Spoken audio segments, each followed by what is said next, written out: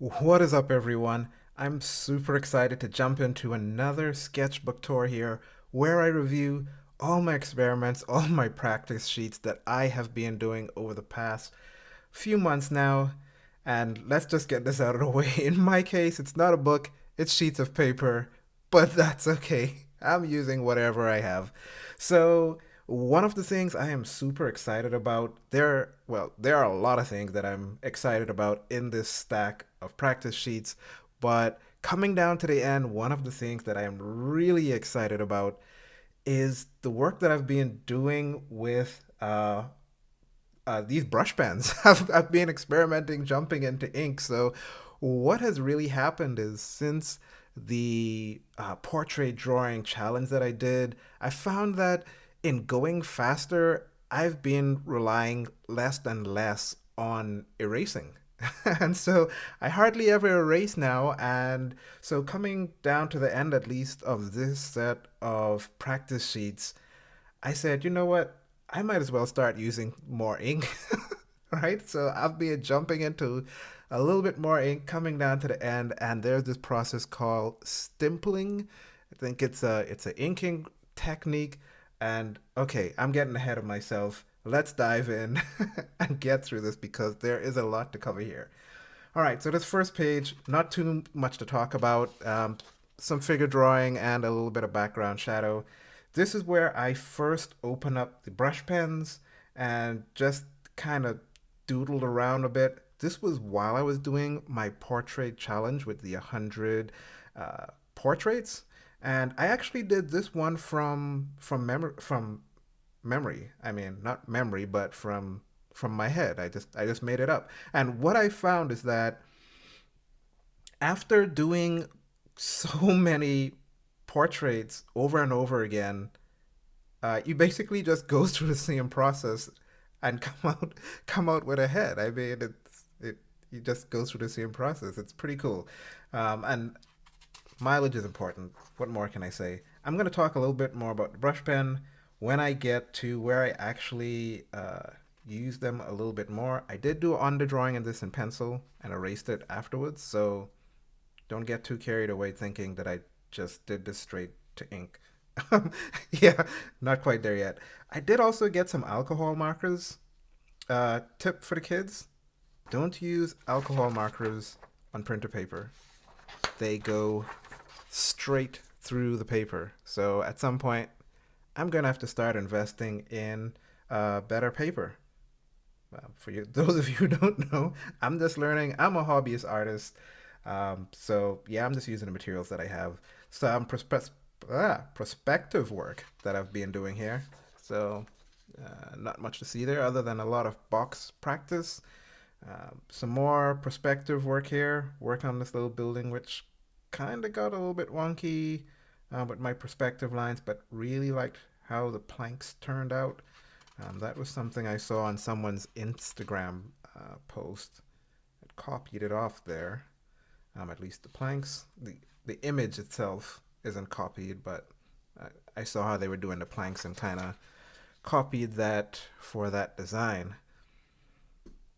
This was a sketch done out of this art book that my daughter actually has now. So I drew that out. As you see, there are a lot of kind of sketchy lines here. Again, more and more lately, I just haven't been using the eraser. So when you put down the final lines, those construction lines really don't make much of a difference, especially when you're just working in um, in a sketchbook like I am, just learning. Don't spend too much time getting it perfect. Just get it done. More perspective work. Got some question marks over this guy's head because I don't know where he is in space. uh, kind of turned out really wonky there, but more perspective work. Again, this was the time when I was really hitting perspective pretty hard. We're at a hotel. My daughter was sitting down reading a book, or laying down reading a book in the bed, and and yeah, did a quick sketch there for some quick gesture studies. Nothing more to say about that. This was a character from a book that my one of my daughters was reading. I don't remember if it's the older or younger one now. I think it's the younger daughter. Um, Undertown is the name of the book, and we were at a hotel, so I just grabbed her book and did a sketch of that. These are from Poe's Muse, and these are pretty cool because doing the contour lines really give you a sense of the volume of the figure that you're drawing, the gesture that you're drawing. I found these really cool to do, and will probably come back to these again at some point. Um, Kind of addictive to get into those. And of course, I did more because I have this thing about drawing what you love. If you find something exciting, draw it. Now, this may be different if you're seeking to become a professional artist, but I think even for professional artists, you still need to draw what you love. I don't know. If tell me if I'm wrong, let me know in the comments, but I think this is one of the most important pieces of advice. I think I do have several important pieces of advice, but this is one of them. You really have to draw what you love, draw what you find interesting, uh, because it's a long it's a long journey, and you have to enjoy the process. So let's talk about some of these more cartoony uh, drawings here. Really enjoyed these. I saw them on Instagram. Here is the guy's handle who I swiped them from. He had his process there, and I copied it. Really cool cartoony drawings, and ended up, again, because I like them, I ended up spiraling off and diving into quite a few of these more cartoony studies. This one was from Will Weston Studio. Really cool stylized drawings. um, what more can I say?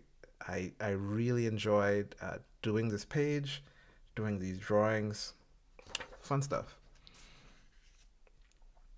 Carries over a little bit more. This one, I actually saw this image somewhere before, and while I was doing this work, this was from somebody's Instagram as well. I don't have their link. Sorry, I swiped your photo. Um, But this one I don't remember where I saw it from, but I just remembered it in the moment and decided to give it a crack. There's something slightly off with it, but all in all, kind of pleased with how it turned out from imagination. A few more gesture studies. This one was also from imagination, drawing this rickety water tower. Again, going back to these planks, which I found fascinating, and threw it together there. I was really happy with how that turned out. And of course, some more gesture studies. This one was from a regular model, and I actually did the cross contours on this myself. Some of the areas around the hip connections aren't quite right. Such is life. Continue practicing. These were 30-minute studies. Going back to some of my portrait stuff, I'm actually enjoying portraits now a little bit more than I did actually than when I went through the Proco course on portraits. I don't know how that turns out like that, but being still jumping back into portraits on and off quite regularly, and trying to get some work done on those. So this was 30 minutes again, trying to spend not too much time. Ended up spending more time on that one. So yeah, but I like figure studies, I like portraits, and probably going to be doing a lot of that as I go along this journey. So here was another one. This model is from Kenzo's Love Life drawing community. He has several models there with poses for free. It's free to sign up, but you do have to sign up and join the email list and join the community to be a part of it, but it's totally free.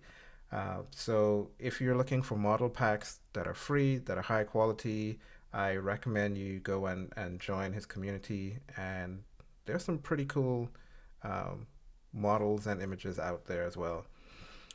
So this was from imagination, and started doing some shadow studies, some line quality studies. These were from just imagination, like things I've seen done before with this kind of ball shadow shape. I wasn't quite pleased with how these turned out. This one wasn't too bad, but decided to go ahead and watch a video on it. So Dorian Eaton had a video on Proco's channel where he talked about shading the egg. I copied that one out and was really excited with how that turned out. Look at that. I mean, wow. That's pretty cool. It's just an egg. All right, but pretty cool how that turned out. Jumped into some more portraits again. Um, I'm gonna be doing some more of these portrait things. I really like it, it's fun.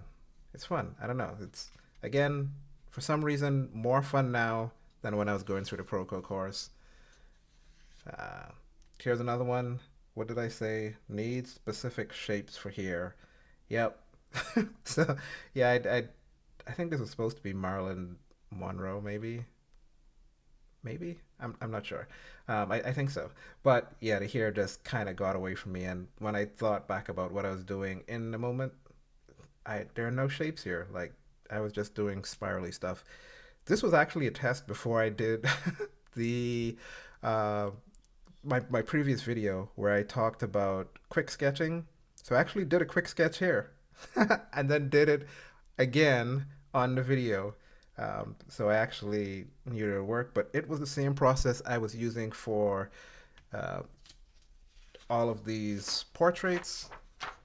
All right, and again, really not using any eraser on all of these. So even if you look at this portrait here, if you look really closely, you'll see like all the dividing lines are still in there. I'm not sure how well that's showing up on camera, but here we're free from imagination, trying to use some shape design.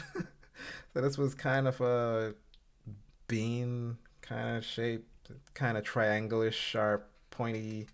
It even has a triangle prism head there. Wow. And this was supposed to be more circle blobby. Kind of got away from me. Yeah. Not sure what that is. So random doodles. Here, doing a few portraits from imagination across the top, like doing some really weird stuff, like this block or loaf of bread head, whatever that is. I did quite a few. Whoa, did quite a few square heads, and then really wanted to get out of the 3/4 or the straightforward view that I was doing so much. So jumped onto Cynic's Design YouTube channel, and he has something about drawing faces, and he had quite a few of these from really weird angles, some little kind of cheats there on how to think about the portraits. I'm gonna get back to some of those at some point again because I just find myself enjoying portraits more than I thought I would actually.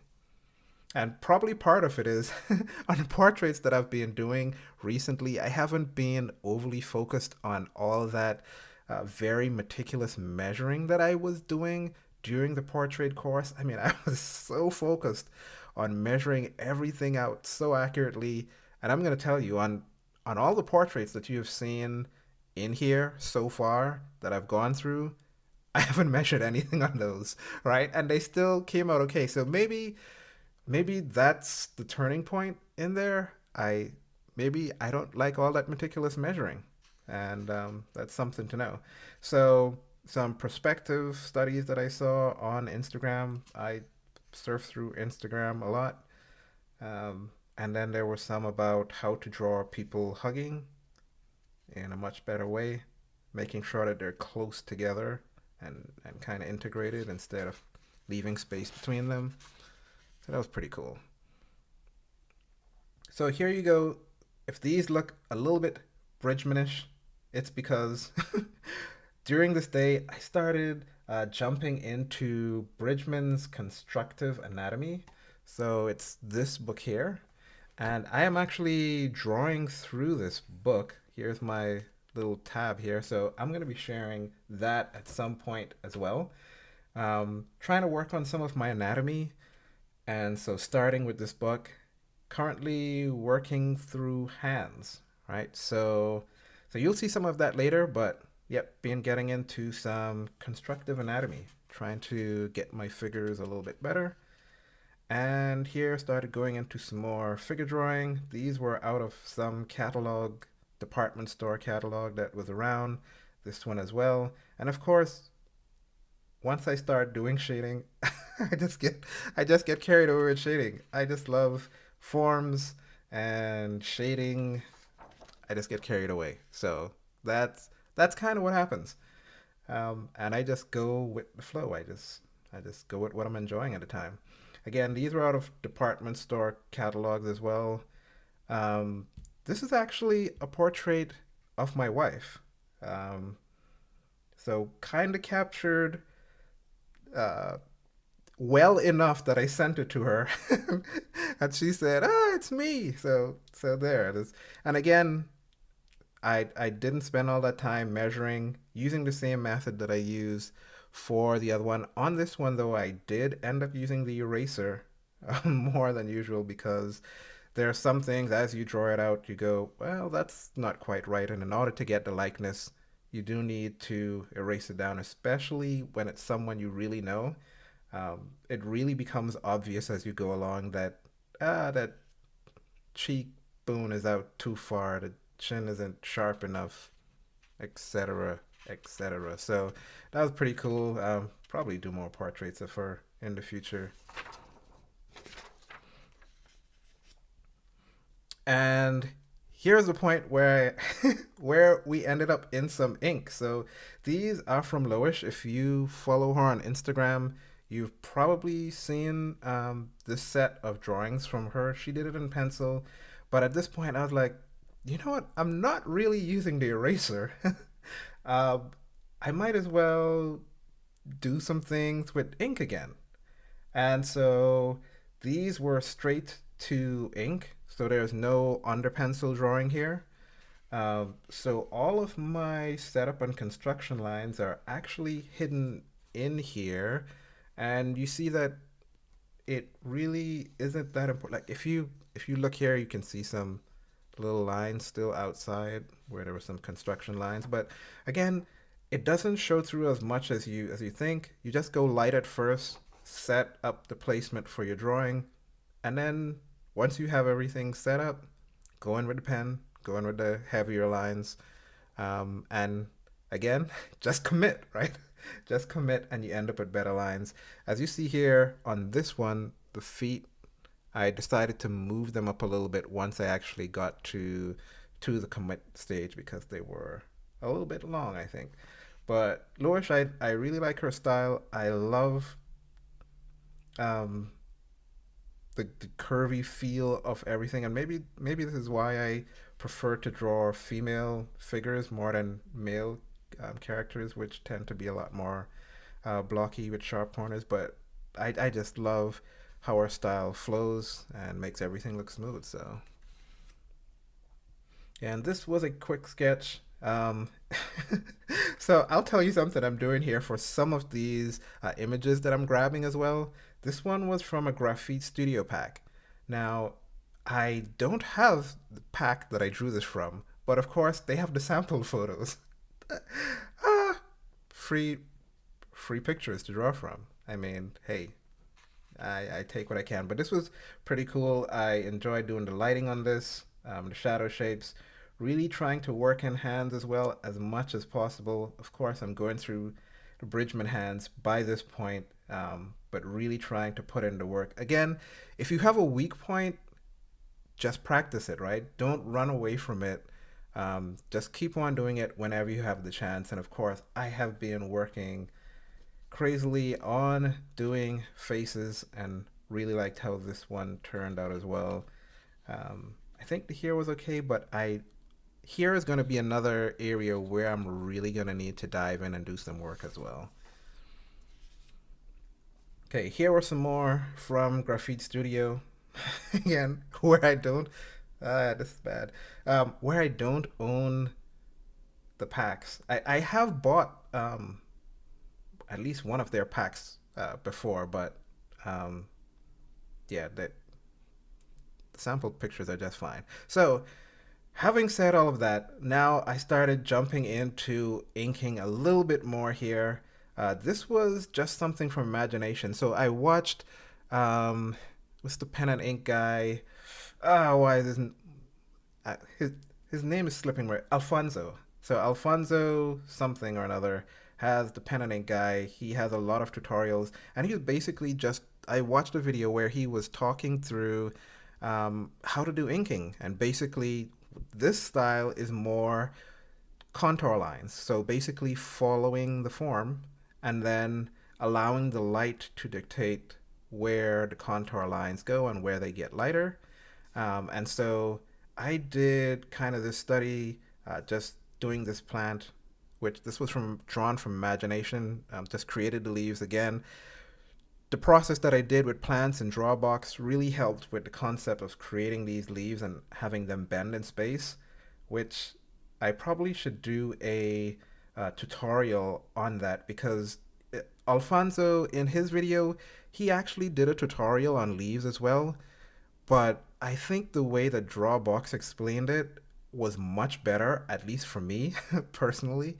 And so, yeah, I was able to do this just from imagination, just sketching it out. You can actually see the pencil work in still in the background here, maybe, depending on how good that's showing up on video.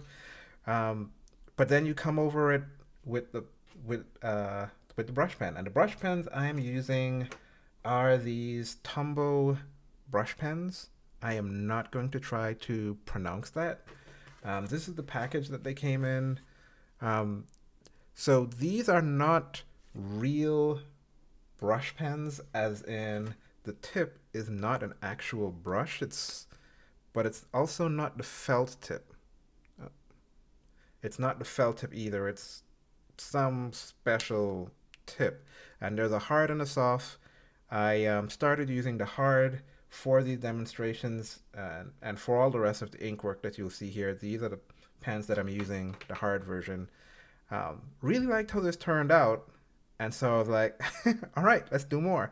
I think this was also inspired by some of the things of David Finch also does when he does his Monday night draws and inks, and I just love how the ink looks on the paper more than pencil. I don't know. Pencil is a different thing. You can get a different thing out of it, but I don't know. There's something about the inks, and this is where I'm gonna get to the thing that I am most excited to show you, and that is this page, right?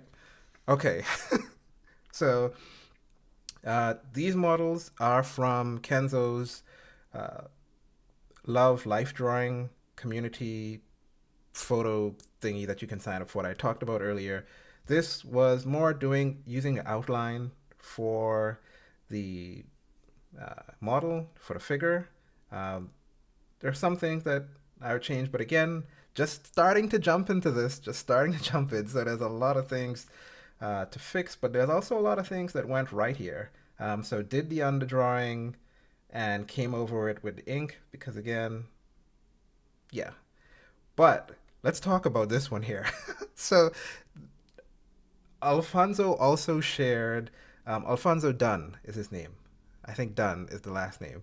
But he shared this technique for inking called stippling, right? So, okay. So basically, in this process, you are simply using your pen and you're simply doing dots. That is the technique. You're simply using dots to create the entire image. And that's what I tried out here. So I did the underdrawing, of course, um, and then started the process. And I'm going to point out why this is important that you enjoy what you draw or draw what you enjoy, because I'm going to tell you, partway through this process, when I had quite a bit of this built in, um, I was not a happy camper. Well, not a happy camper in that I didn't think that it was turning out well at all, right? Um, but in the end, once I got really started putting more of the values in, oh my goodness, this is probably one of my most favorite things, images that I have created with ink um, to date.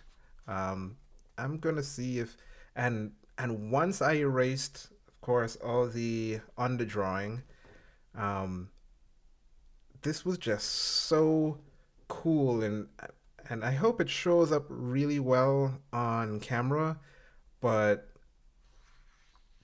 this technique just kind of blew my mind, right? And I'll probably come up with a tutorial on how to do something like this. I think it's really cool. Let me know if you're interested in seeing a tutorial on this or any of the other things that you have seen through this sketchbook tour. Let me know in the comments or or anything that you have not seen me done so far that you would like to see a tutorial on. Let me know in the comments.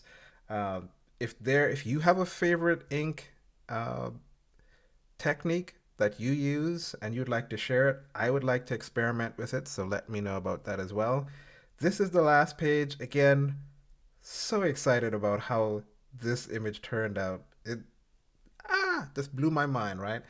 Um, so again, I'm going to continue working here, trying to get better and better every day.